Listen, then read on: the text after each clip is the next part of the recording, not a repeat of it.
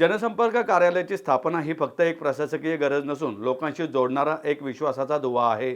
कोणताही विषय हाती घेतल्यानंतर त्याचा पूर्ण अभ्यास करून त्या समस्यांचे निवारण करणारे व्यक्ती म्हणजे डॉक्टर अजय दुधाणे आहेत. या कार्यालयाच्या माध्यमातून ते नक्कीच नागरिकांच्या समस्या सोडवत प्रशासन आणि जनता यांच्यातील नाते मजबूत करतील, असं मत आमदार सिद्धार्थ शिरोळे यांनी व्यक्त केले. छत्रपती शिवाजीनगर मॉडेल कॉलनी येथे पुणे शहर NGO आघाडी अध्यक्ष तसेच छत्रपती शिवाजी महाराज मतदारसंघाचे सरचिटणीस डॉक्टर अजय दुधाणे यांच्या प्रभाग क्रमांक 12 छत्रपती शिवाजी महाराज मॉडेल कॉलनी जनसंपर्क कार्यालयाच्या उद्घाटन प्रसंगी ते बोलत होते.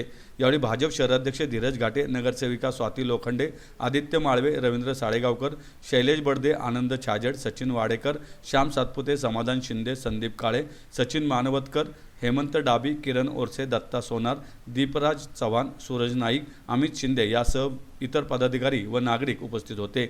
यावेळी नागरिकांसाठी मतदार कार्ड व आधार कार्ड दुरुस्ती योजनेचा शुभारंभ देखील करण्यात आला. डॉक्टर अजय दुधाणे म्हणाले, पुणे शहर NGO आघाडी अध्यक्ष तसेच छत्रपती शिवाजीनगर मतदारसंघाचा सरचिटणीस म्हणून काम केल्यानंतर जनसेवेचे हे व्रत पुढे घेऊन जाण्यासाठी मॉडेल कॉलनी येथे जनसंपर्क कार्यालय सुरू केले आहे. कार्यालयाच्या माध्यमातून नागरिकांच्या अपेक्षा, प्रश्न आणि सूचना यांना प्रतिसाद देत पारदर्शकता, संवाद आणि सहकार्य यांना नवीन आयाम देऊ, असे त्यांनी सांगितलं. नक्कीच अजय दुधाणे हे भारतीय जनता पार्टीचे खूप जुने कार्यकर्ते आहेत, खूप समर्पित कार्यकर्ते आहेत आणि त्यांनी आज इथे जे जनसंपर्क कार्यालय इथं सुरू केलं आहे, मला पूर्ण विश्वास आहे की या जनसंपर्क कार्यालयाच्या माध्यमातून ह्या परिसरातील नागरिकांचे जास्तीत जास्त प्रश्न हे सोडवले जातील. कारण त्यांची ती जी सद्भावना आहे की या आपल्या परिसरात समरसता असावी, आपल्या परिसरात ते प्रश्न हे जिद्दीने फॉलोअपनी सोडवावे, त्याच्यासाठी जी काही एक सेटअपची गरज होती, मला असं वाटतं आज ती पूर्ण झाली आणि नक्कीच या कार्यालयाच्या माध्यमातून खूप मोठी सेवा लोकांची या भागात होईल. नाही, मला वाटतं प्रत्येक गोष्टीची एक वेळ असते आणि ती योग्य वेळ आल्याशिवाय ते कार्य सुरू पण होत नाही. त्यामुळे मला वाटतं की अतिशय योग्य वेळी त्यांनी काम सुरू केलं आणि एवढ्या वर्षाचा अनुभव आहे. कसं असतं कार्यालय चांगलं चालवण्यासाठी, कारण मी सुद्धा कार्यालय चालवतो, त्याला तुम्हाला त्या कार्याची खूप जास्ती अनुभव असणं सुद्धा गरजेचं आहे, जेणेकरून तुम्ही अजून आत्मीयतेने करता.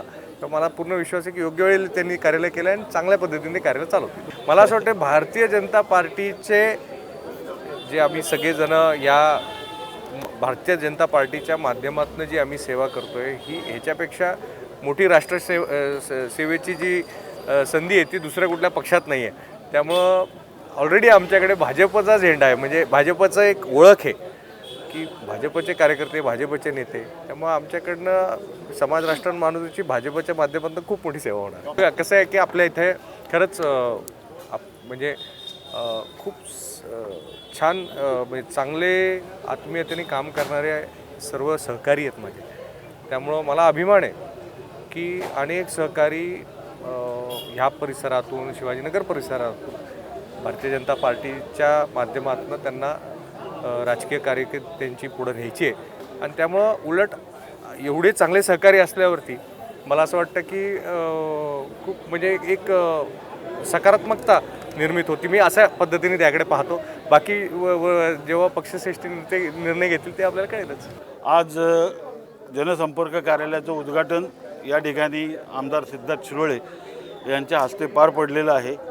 आमदार सिद्धार्थ शिरोळे यांनी ज्या शुभेच्छा दिल्या त्या माध्यमातून असेल किंवा इतर आमचे जे पदाधिकारी सर्व आहेत किंवा आप्पांसारखे मार्गदर्शक या ठिकाणी आम्हाला लाभलेले आहेत, या माध्यमातून या जनसंपर्क कार्यालयाच्या माध्यमातून जेवढ्या नागरिकांच्या समस्या तर होतीलच, पण आता वेगळ्या प्रकारच्या योजनांचा आम्ही लाभ या ठिकाणी देणार आहोत. आधार कार्ड अपडेट असेल किंवा आता जी 31 तारखेपर्यंत वाढवून दिलेली लाडकी बहीण योजनेचा ते हे असेल तो KYC अपडेट करायचं, ते करायचं त्यांचंही आहे. या सगळ्या अशा वेगवेगळ्या योजना, त्याचबरोबर मतदान कार्ड आणि मतदान कार्डाचं स्मार्ट कार्ड किंवा ह्याच्यामध्ये जे काय आणखी नवीन मतदार नोंदणी जर करायला मिळाली संधी, तर त्याच्यात आणखी एक योजना अशा वेगवेगळ्या आम्ही या आमच्या जनसंपर्क कार्यालयाच्या माध्यमातून आम्ही राबवणार आहोत.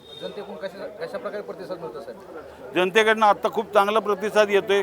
खरं सांगायचं तर आज सकाळी म्हणजे काल इथं आम्ही काम करत होतो तेव्हापासून आमदारांनी आपल्याला सांगितलं की सकाळी इथं पाण्याची समस्या या भागात FC रोडचा ज्या जाणाऱ्या सगळ्या लेन आहेत, शिरोळे रोड असेल, आपटी रोड असेल, या सगळ्यांना पाणी पुरवठ्याचा फार मोठा प्रॉब्लेम आता सहन करावा लागतो आहे आणि ती पाणी पुरवठा विस्कळीत झालेला आहे. तो विस्कळीत झालेला पाणी पुरवठा परत सुरळीत करण्यासाठी आम्ही प्रयत्न करणार आहोत. आणि जनतेचा जो तुम्ही म्हटलात की तसं जनतेच्या ज्या समस्या आहेत ती पहिली समस्या आलेली पाण्याची, अशा ज्या समस्या आहेत त्याच्यावर निश्चितपणे निराकरण करण्यासाठी आम्ही प्रयत्न करू. कार्यालय करायची म्हणजे वर्षानुवर्ष काय होतं आहे, काम करतोय बरोबर आहे, पण एक त्याला कुठंतरी सेंट्रलाइज एका ठिकाणी लोकांनी यावं, एका ठिकाणी लोकांना समजावं की या ठिकाणी गेल्यानंतर आपल्याला सगळे लोक भेटतात आणि या ठिकाणी आपण जाऊन आपली समस्येचं निराकरण होतं, असा जो आहे त्यासाठी एक ऑफिसची गरज वाटत होती, म्हणून एक ऑफिस काढलेलं. नागरिकांना मी आवाहन करेल की जेवढ्या जास्तीत जास्त तुमच्या काही समस्या असतील किंवा काही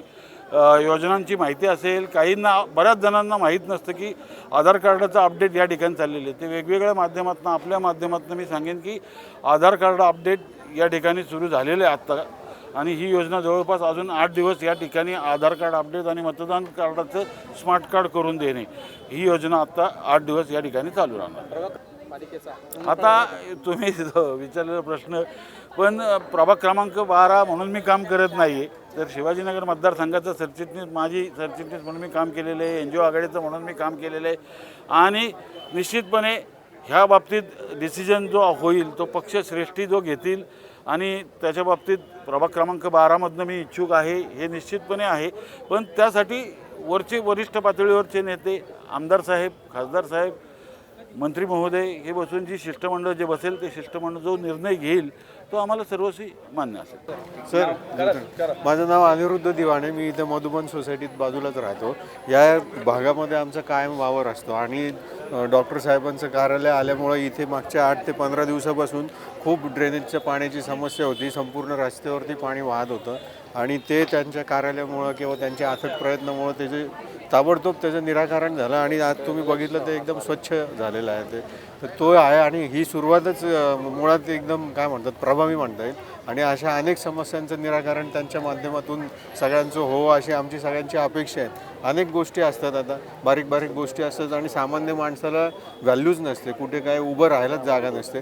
त्यांच्या माध्यमातून आम्ही सामान्य माणसाचा आवाज ते उठवतील, आमच्या समस्येचं निराकरण करतील याची आम्हाला 100% खात्री आहे.